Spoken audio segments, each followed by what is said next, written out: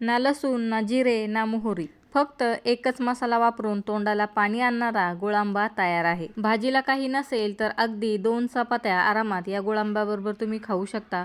उन्हाळ्याचे दिवस आहेत आणि मार्केटमध्ये मोठ्या प्रमाणात कैरीसुद्धा विकायला येत आहे. त्यामुळे घराघरामध्ये कैरीचे वेगवेगळ्या प्रकारचे लोणचे बनवले जात आहेत. त्यातलाच एक म्हणजे गुळांबा. त्यासाठी मी इथे तोतापुरी कैरी वापरलेली आहे आणि कैरी 10 ते 15 मिनिटं थंड पाण्यामध्ये भिजू द्यायची, म्हणजे त्यातील उष्णता कमी होते. तुम्ही दुसरी कुठलीही कैरी वापरू शकता. पाण्यात कैरी भिजवल्यामुळे त्याचा चीक, लागलेला कचरा सर्व निघून जाते आणि कैरी एकदम स्वच्छ होते. सुती कपड्याने कैरी पुसून घेतली, त्याचा वरचा पार्टसुद्धा काढून टाकला आणि कैरीच्या इथे आपल्याला सालसहित मोठ्या मोठ्या खापा करून घ्यायच्या आहेत किंवा मोठे मोठे तुकडे करून घ्यायचे आहेत. इथे कैरीच्या आतील कोय बघा कवळी आहे, त्यामुळे कैरी पटापट कापल्या जात आहे. बऱ्याच वेळेस कैरीच्या आतील कोय कडक असते, मग त्यावेळेस कैरीचा फक्त साईडचा भाग काढून घ्यायचा आणि त्याचे सुद्धा मोठे मोठे तुकडे करून घ्यायचे. मी या पद्धतीने कैरीचे मोठे मोठे तुकडे करून घेतलेले आहेत. कैरी आतमध्ये जर कुठे खराब असेल तर तो भाग काढून टाकायचा आणि टोटल अर्धा किलो कैरी मी इथे कापून घेतलेली आहे. मी टोटल 3 कैऱ्या इथे कापलेल्या आहेत आणि बघा कैरीच्या आतील जी बी असते ती काढून घ्यायची आणि त्याच्या खाली सुद्धा एक पेपरप्रमाणे पार्ट असतो तो काढून घ्यायचा. सर्व कैरी इथे क्लीन करून घेतलेली आहे. या पद्धतीने सर्व कैरी कापून घेतलेली आहे. तुम्ही एकाच वेळेस 2-3 किलोचा सुद्धा गुळांबा करू शकता. फक्त कैरीचे तुकडे खूप छोटे करायचे नाहीत आणि खूप मोठे सुद्धा ठेवायचे नाहीत. मीडियम साईजचे तुकडे करून घेतलेले आहेत. आता या कैरीच्या तुकड्यांवर अर्धा चमचा लाल मिरची पावडर आणि छोटा पाव चमचा हळद टाकलेली आहे. छोटा अर्धा चमचा मीठसुद्धा टाकलेला आहे आणि अगदी पाव चमचाभर किंवा छोटा पाव चमचा हिंग टाकलेला आहे. आता हे सर्व मिक्स करून घ्यायचं आहे. तुम्ही बघत असाल मसाल्यांमध्ये आपण फक्त लाल मिरची पावडर आणि हळद एवढंच इथे वापरलेलं आहे. अजिबात जास्तीचे मसाले वापरण्याची गरज नाही. कैरीच्या सर्व फोडींना लाल मिरची, हळद, मीठ लावून घ्यायचे आणि लगेच या कैरीचा गुळांबा बनवून घ्यायचा आहे. त्यासाठी कढईमध्ये फक्त 1 चमचा तेल गरम करून घ्यायचं आहे.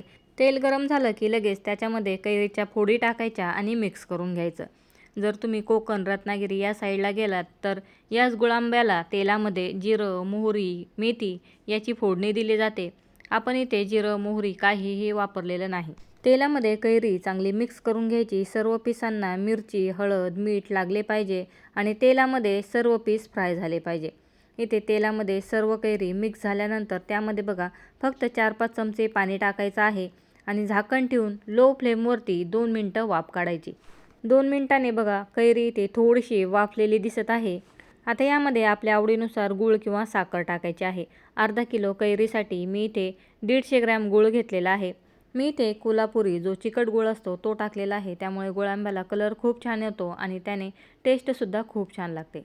तुमच्याजवळ सेंद्रिय गूळ असेल तर तो सुद्धा टाकू शकता.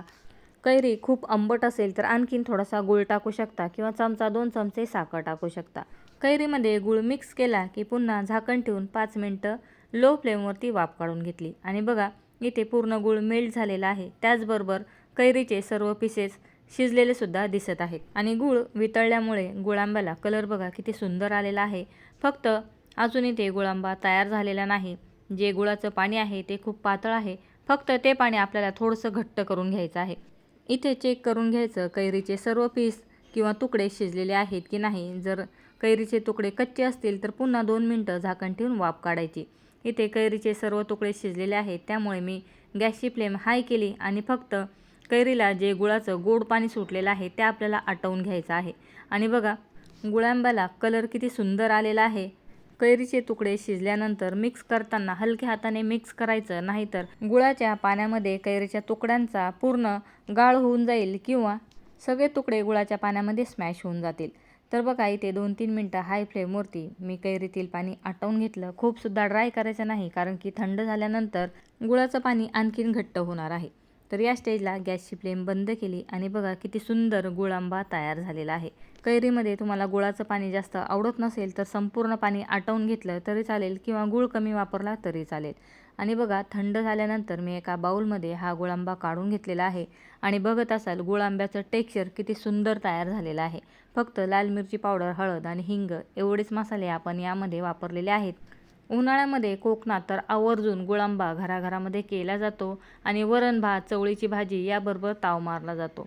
असा गुळांबा असेल तर बघा, घरामध्ये भाजी जरी नसली तरी आरामात 2 ते 3 चपात्या या गुळांब्याबरोबर खाऊ शकता. खरंच खूप टेस्टी हा गुळांबा लागतो. जे नगरमध्ये लोक राहतात त्यांना माहिती नसेल ते या पद्धतीने गुळांबा नक्की ट्राय करून बघा. आणि शक्यतो तोतापुरी कैरीचाच, नगर जिल्ह्यामध्ये नाशिकमध्ये या कैरीला नीलम कैरीसुद्धा म्हटलं जातं. तर या कैरीचा एकदा गुळांबा ट्राय करून बघा. खूप जबरदस्त हा गुळांबा लागतो. आणि शिजलेल्या कैरीचे पीसेस बघा किती सुंदर दिसत आहेत. कैरीचे सर्व तुकडे गुळामुळे एकदम मलईदार असे तयार झालेले आहेत. अर्धा किलो कैरीमध्ये बघा 4-5 दिवस पुरेल इतका गुळांबा तयार झालेला आहे. ज्या घरांमध्ये गुळांबा खूप आवडला जातो तिथे मात्र 2-3 दिवसामध्येच हा गुळांबा संपेल. आणि बघा इथे डिशमध्ये गुळांबा काढून घेतलेला आहे. टेक्स्चर बघा गुळामुळे किती सुंदर आलेला आहे. आणि इथे कुठेही वेगळे कलर वापरलेले नाही. गूळ आणि लाल मिरची आणि कैरी याचाच हा कलर आहे. चपातीबरोबर हा गुळांबा खरंच एक नंबर लागतो. ट्राय करून बघा. आणि इथे कैरी बघा किती मऊसूत अशी शिजलेली आहे. फक्त 7 ते 8 मिनिटांमध्येच हा गुळांबा बनवून तयार होतो. ट्राय करून बघा. याच पद्धतीने तुम्हाला जर वर्षभरासाठी साखर आंबा बनवायचा असेल तर त्याचा व्हिडिओसुद्धा आपल्या चॅनलवरती पोस्ट केलेला आहे. डिस्क्रिप्शन बॉक्समध्ये लिंकसुद्धा दिलेली आहे. त्याचबरोबर आंब्याचा पापड किंवा आंब्याचा रोल, आंबावडी, कैरीचे पन्ह सर्वांचे व्हिडिओ आपल्या चॅनलवरती पोस्ट केलेले आहेत. सर्वांची लिंक डिस्क्रिप्शन बॉक्समध्ये दिलेली आहे. नक्की एकदा जाऊन चेकआउट करू शकता. आणि बघा बाउलमध्ये काढल्यानंतर कढईमध्ये एवढं लोणचं शिल्लक आहे आणि कढईचं टेक्स्चर बघा किती सुंदर तयार झालेलं आहे. एका चपातीने काढायचा सुद्धा सर्व गुळांबा काढून घ्यायचा आणि बघा गुळांबा खाताना या पद्धतीने खायचा. जबरदस्त हा गुळांबा लागतो. ट्राय करून बघा. व्हिडिओ आवडला तर व्हिडिओला लाईक करायला आणि अशा साध्या सिंपल सोप्या रेसिपीज बघायला झटपट रेसिपीला सबस्क्राईब करायला विसरू नका. व्हिडिओ बघितल्याबद्दल धन्यवाद.